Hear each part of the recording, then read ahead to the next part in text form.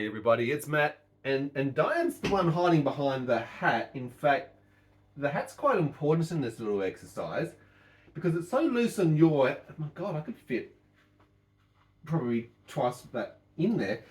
This is very firm on me. 1.5 times. We're actually talking about microcephaly, the size of your head. We've actually measured you before, haven't we? Yeah. And in fact, the measuring of Diane's head was what led me towards saying, we need to get you genetically tested. And of course, going down that pathway is what we actually found out that Diane's got 22q11.2 deletion syndrome, a chromosomal disorder where the long arm of the 22nd chromosome is missing a little bit.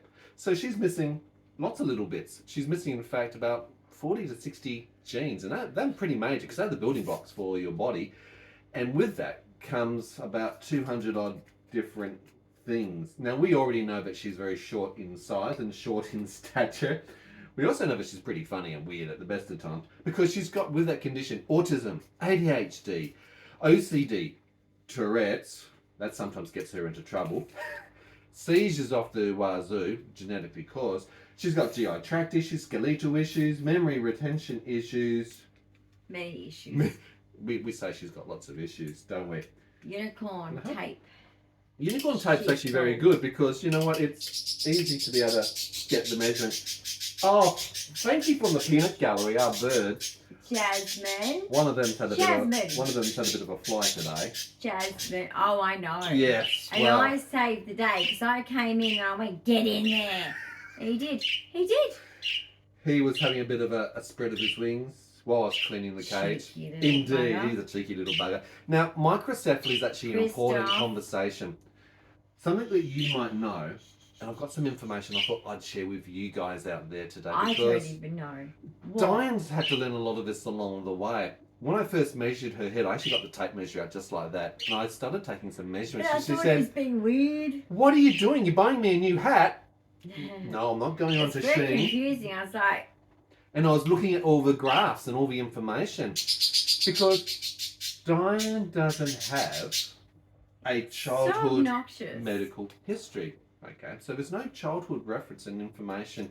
Well, I'm sure that my parents would know I have microcephaly. Oh, they knew that you were very small. Yes. In fact, they knew that you were lucky to be alive. They knew that I was developmentally delayed. Yes, and you had global developmental delays. I was very premature.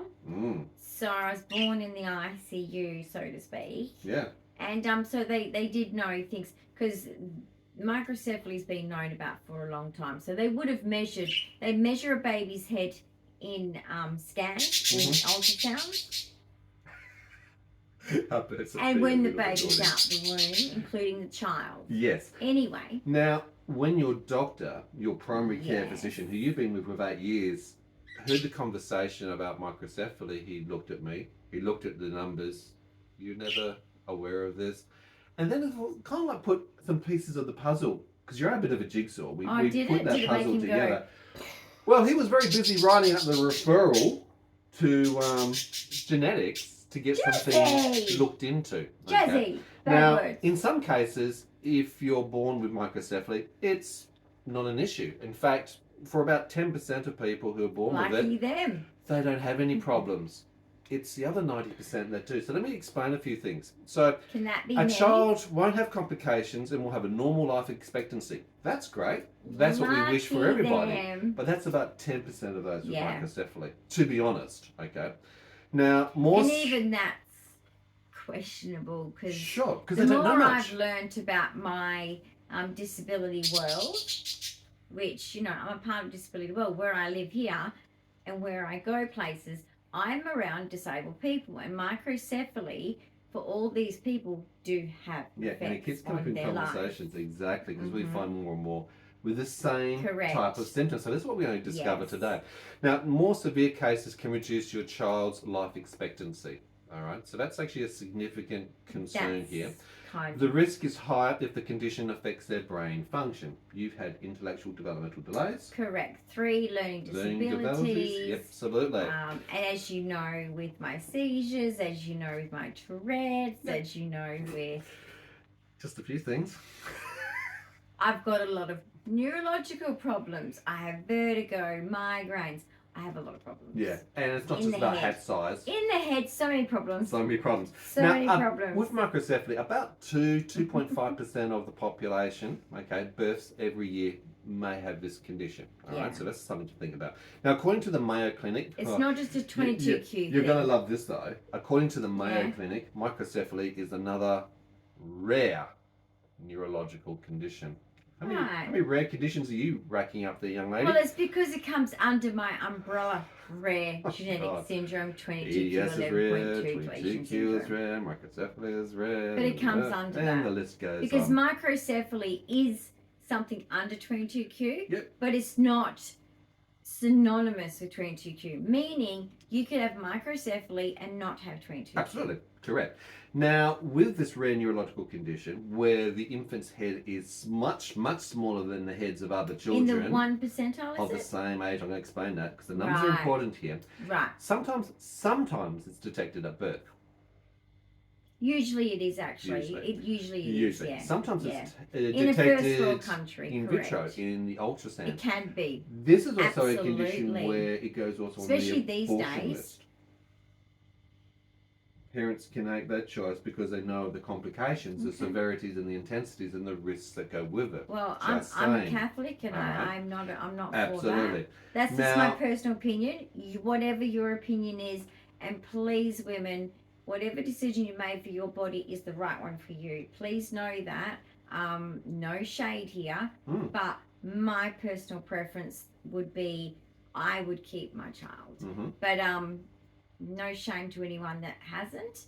That is a personal preference that needs to be respected by all of us. Absolutely. And it's good to have Don't a conversation around judge other women. It's women's business, and it's the woman involved's business only. But it's important to bring it up because it does show the potential lifetime burden, risks, issues and concerns. Yeah, but I'm just saying, as in, same with my 22q, which is also on the abortion list. It is very upsetting when you have microcephaly, you have 22q. Yeah. It's very hurtful to hear that you are on the abortion list. Yeah. So that also needs to be respected in 100%. This, because I don't believe that me being on this earth is a bad thing. No. And we'd be missing you if you weren't here. That's kind of what I'm trying to say here. So just know that a woman's choice is a woman's choice. That's why we have freedom of movement, freedom of speech. Choice in general. Now, microcephaly often occurs when there's a problem with the brain development in the womb or when the brain stops growing after birth. Okay. Right. Microcephaly can be caused by a variety of genetic and environmental factors. Children with microcephaly often have developmental issues. Okay. Yes.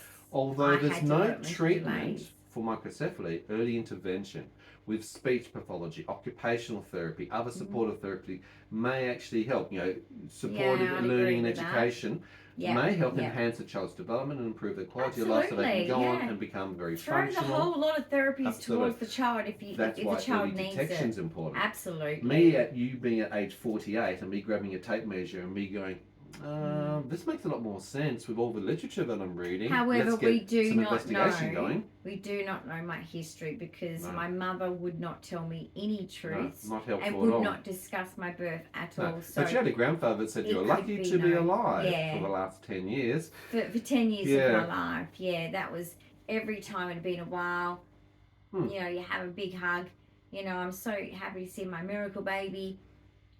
I know what that means as an adult, so... And there are no photos of Diane... Prior about 6 months? Yeah, correct, which is very interesting. Now, microcephaly has multiple causes. Some cases are milder than others. Okay, we get that. There's a continuum, all right? By definition, a person's head is considered microcephalic when it's 2 standard deviations below the mean, the average, of a certain age and sex, meaning that the circumference of the head, because boys and girls' head size is different, smaller than the average size that would be normally be observed. Now, look, you know you're small. Now, deviations just means that where the mean is, and the mean is when you put the lowest number to the highest number and you bring your fingers to the middle. That number there, if you go 2 numbers down, if you're that second number or even down further, right? That means you have microcephaly. Correct. Now, as I said, about 10% of the cases, having a small head's not a problem. In fact, it's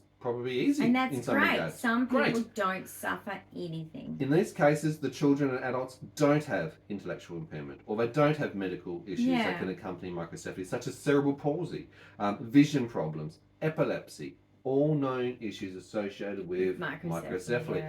Yeah. Okay. Now the symptoms do vary, and then remember up front, we're not medical professionals, but we've got lived experience. We've got a tape measure. We can obviously read the scientific literature. We've been to the specialists. Well, she genetic measured my specialist. head. The Very first thing she did geneticist was look inside you and measure you, and she said, she looked in my mouth.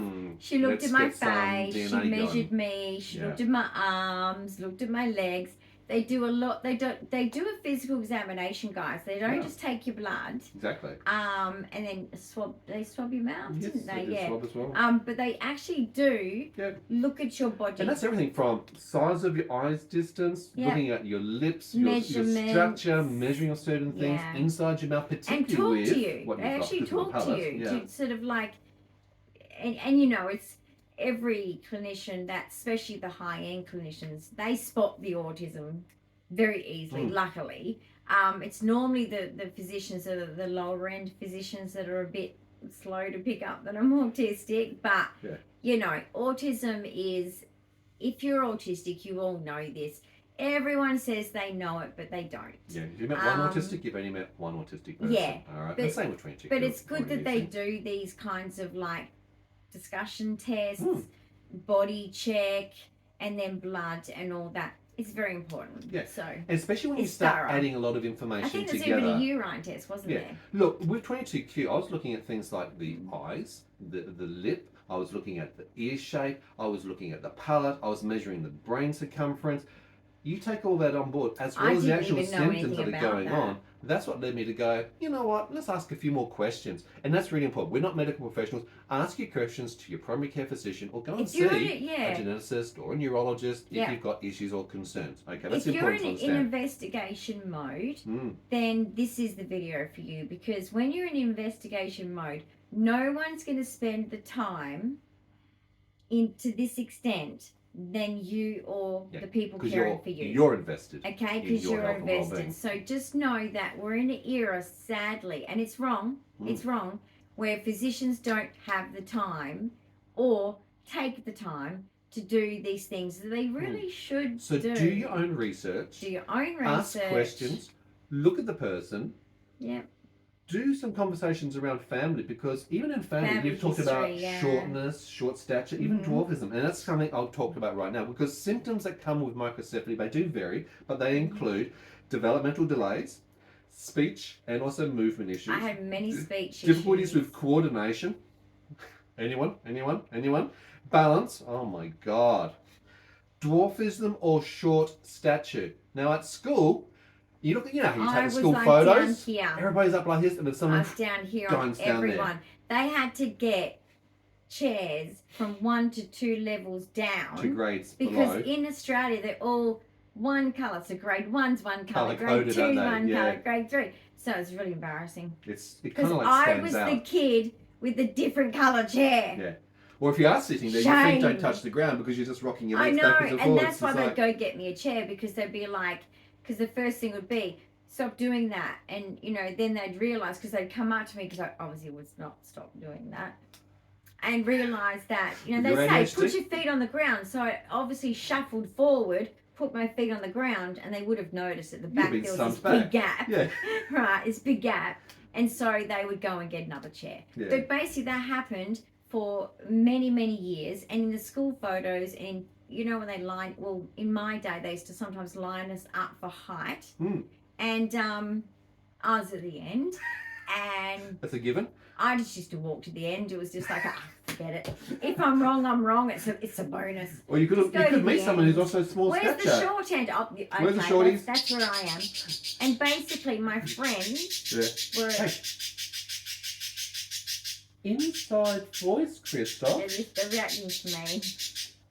So I was about up to here on all of my friends. Wow, that's a pretty So big I got called dwarf, shrimp, pixie, you know, all that kind of stuff. Now, the other symptoms also include facial distortions, hyperactivity.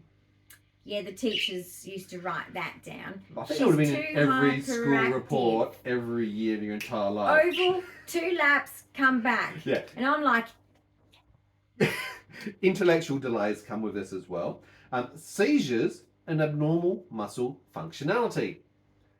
I think you can relate to every one of those things on the list. in running carnivals, as the sprinter, you're welcome. You I used to get the first. You were telling me though. Okay, here's a funny story. Because Diane's got lots of funny stop, drop, anecdotes. and roll was my... Stop, drop, and roll when you're doing a running. Oh, no, But not we're just talking running. about bike riding the other day. Bike when she was riding. learning to how to ride a bike. How does she stop and get off a bike? I only got off my training wheels. I should have just stuck with the trike.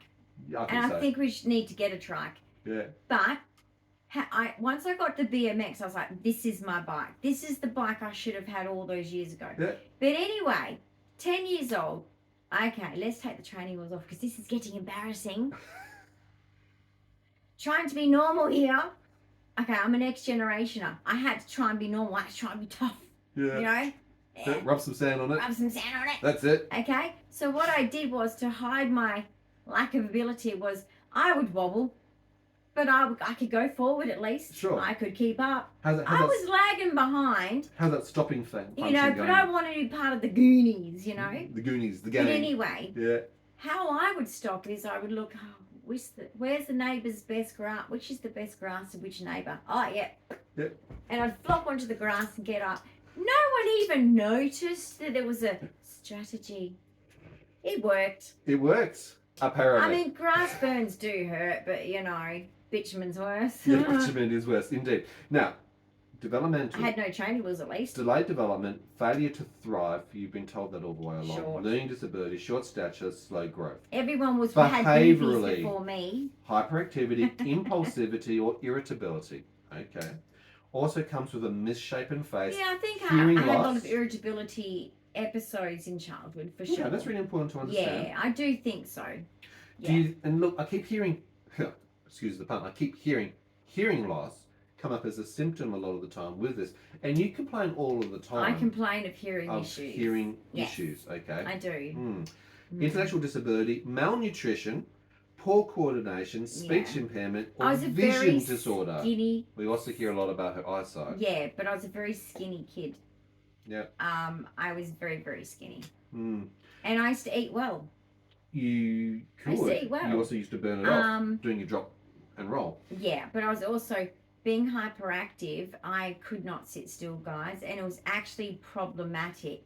I don't know how many times in a lounge room, because in my day, everyone shared the one room. There was no, you go to your room, you have your own TV and computer. No, you all shared the same TV. Weren't you the remote control? Yes. Wasn't it Remote easier to control. send you backwards and Oh, forwards I from the was happy- couch to I was happy turn the to. channel or change the volume? Happy to. I had the That was energy. before the remote controls came out. But basically, I was the kid that wouldn't sit still, and everyone had to go, well, you keep still, I can't focus on the movie. Or I'd go to the toilet. Now, everyone else just walks down the hallway, right? Spider-Man, Spider-Man. I'm going over the top. Roof level. Roof level, jump down the bottom. Unless Like a there was a ninja. huntsman in the corner, Oh yeah. then all bets are There off. are a lot of spiders in Australia. But yeah, I'd be Spider-Man. So, you look, I was just climbing the walls. Literally, I would Literally sit on top climbing of the the walls. lounge suite. Like, you know, you got lounge suites? Yeah. And that's the seat? No, I'm on top. To me, that's the seat. It's like a booster seat, really, isn't it? If you think about It's it. fantastic. I had the best view. Now, here's something which was interesting. The majority of kids Yes. with microcephaly will not grow up to be independent or able to live on their own. Yeah. When we look now in conjunction to knowing and understanding 22q11.2 deletion syndrome, a genetic disorder, when we understand Diane's gross difficulties throughout life, navigating the social sphere, understanding communication, but also manipulation, bullying, trying to manage out in the outer world without help. It is hard. And when we start to see these, I call them subset conditions under 22q. I just want to say, like, as a person with a disability and not knowing, knew I was sick, but didn't know that I was as disabled, okay? Late diagnosis. people get bullied in high school. When you're someone like me, your mental age is lower, you're autistic, so you've got social difficulties, communication difficulties. I have been bullied still continually, and I don't think that'll ever stop. I don't know if I'll ever have an actual friend because I am so-called high functioning when I'm not. And I just think that these shortcomings that come with autism and all of the behavioral stuff with 22q, that's just something that is a sad, lonely fact that I have to live with. I possibly will never have a friend because of being taken advantage of, abused, manipulated. It's not safe. There always has to be someone observing it. And so it is actually really difficult because it doesn't stop at childhood for us. No, and that's the It thing about keeps transition from going. childhood into adulthood. Yeah. And it's an important point to note. The reason why we do our channel is to educate, to share your journey, your experiences with 22q, to go all the way back from childhood to be a parent with children who are also on the spectrum, to explain what we've learned through our own experiences firsthand. And I really wish we had YouTube back in the day. I really wish we had this knowledge given to us as parents, or even just trying to navigate. Because, to be honest, there's so much that can be done to help, absolutely boost, to support, I really to wish some protect of you could have children met with these conditions. me younger as even an adult, because I think that a lot of you would realise that I didn't just become the person I am today. There's been a lot of therapy and a lot of work behind it. And it's just, that's not said to be like, oh, you know, look how amazing I am. That's said to say, just don't lose hope. No, don't. You might be 19, 20 and thinking, I am never going to be like able to even mask when needed. I'm not ever going to be able to function. It does get easier, but it'll always be hard. And I'm sorry for that because I'm in the same boat, but it does get easier. Yeah. And I wish that you could have seen that younger me because I didn't have these skills that I have now. And when you're supported, when people slow things down, when people teach you in a You're way not that you can manipulated, learn, you're not when you're abused, protected you're not and safe, taken you advantage thrive. of. Yeah. In fact, Yeah. you actually excel and you achieve things what many My lay people special can't actually interests do. and, So very, very proud of you. But it does show how much support does actually come into There's a lot of to support play into needed. here. Yeah. So today's episode on microcephaly, hopefully it's been informative for you to at least think about this. One of the things that actually measure your head. Well, it was actually interesting you say that because the first thing I did You before I need a even got the floppy tape one. measure up, I was pondering the question of Diane kept complaining about The pressure, yeah. pressure in her skull. Why? It hurts and I'm when thinking, it happens, yeah. is her brain that big? It's like, does it need more room? feel like What's my going on? scalp Why is is there so much cracking. pressure? And that led me into doing the measuring and trying to find out more. And it's asking questions. It's doing some research. And you go down that pathway and look where we are because of that. But remember that ancient, you know, they have, people use it as, many doctors actually, even though I think it's kind of outdated and the theories have changed massively since. Remember that head? And it had all the writing on it about things? And it was like representing the brain and a person's head. And it had lots of information about how that head controls the body, etc. You know, your brain is where it all happens, guys. It's not just the heart. No. Yes, the heart also plays a major role in keeping everything going, but so does the brain. So does the brain. Well, without the brain, you can't actually control the heart. So let's be realistic about that. And when you have also oxygen deprivation, which is what you've been going through recently while we use That's the what, pulse yeah. ox I've been that, down as 84. that causes even more problems. Yeah. Look, guys, if you've got comments, questions, suggestions, please leave them below. Again, remember, we're not medical professionals, so do reach out to your own medical people to ask questions if you, if you feel want this to is find out relevant more to information. you, Absolutely. discuss with The your correlation doctor. to 'Cause we are not seizures doctors. is very high as well, and that's one of the things why we're looking at, well, what were some of the causations? And it towards doesn't that? mean that if you don't have microcephaly and you have seizures that, you know, there's any change to that, because there are people that have seizures without microcephaly. So Correct. once again, you know, there's many reasons people have seizures. Mine are genetic. And it's because of my 22q11.2 deletion syndrome. And if you're in Australia, please join GETTR. They're doing amazing work over in Melbourne, isn't it? Melbourne based, and they are leading the way at the moment around the world of genetic seizures, which is a different thing because of our, it's still early days. The way we're Research, born. you know So what I it's mean? We're still a long wonderful, way away from exciting new answers. pathway, and hopefully that pathway leads to some good treatments, possible cures. I don't know, but just be aware of that because it's cutting edge and it's very interesting. Absolutely. Give us a big thumbs up and don't forget to Thanks, subscribe, hit the guys. notification bell, and share our channel with others so they can find out more. Bye for now.